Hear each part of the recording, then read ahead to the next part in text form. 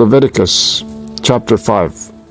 If anyone sins in that he hears a public adjuration to testify, and though he is a witness, whether he has seen or come to know the matter, yet does not speak, he shall bear his iniquity.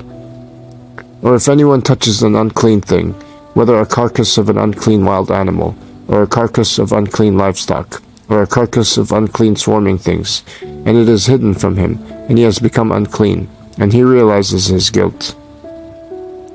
Or if he touches human uncleanness, of whatever sort the uncleanness may be with which one becomes unclean, and it is hidden from him, when he comes to know it and realizes his guilt.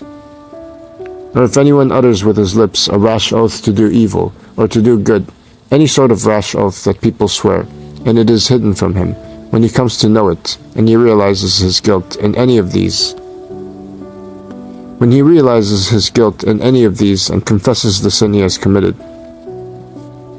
he shall bring to the Lord as his compensation for the sin that he has committed a female from the flock, a lamb or a goat, for a sin offering, and the priest shall make atonement for him for his sin.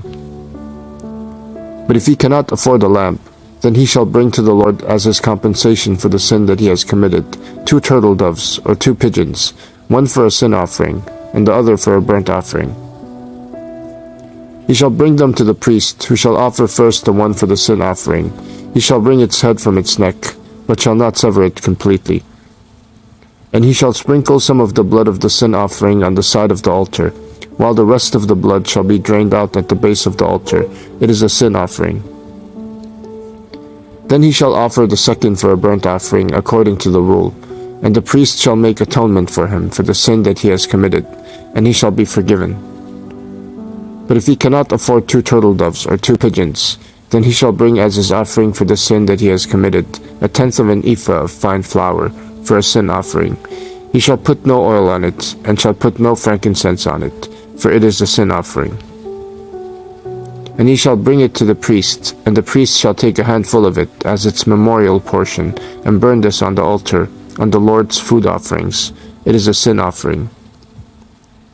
Thus the priest shall make atonement for him for the sin which he has committed in any one of these things, and he shall be forgiven, and the remainder shall be for the priest, as in the grain offering.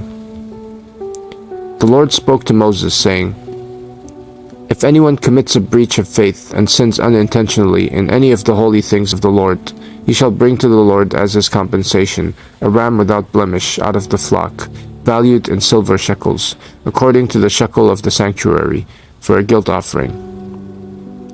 He shall also make restitution for what he has done amiss in the holy thing, and shall add 1/5 to it, and give it to the priest. And the priest shall make atonement for him with the ram of the guilt offering, and he shall be forgiven. If anyone sins, doing any of the things that by the Lord's commandments ought not to be done, though he did not know it, then realizes his guilt, he shall bear his iniquity. He shall bring to the priest a ram without blemish out of the flock, or its equivalent for a guilt offering, and the priest shall make atonement for him for the mistake that he made unintentionally, and he shall be forgiven. It is a guilt offering. He has indeed incurred guilt before the Lord.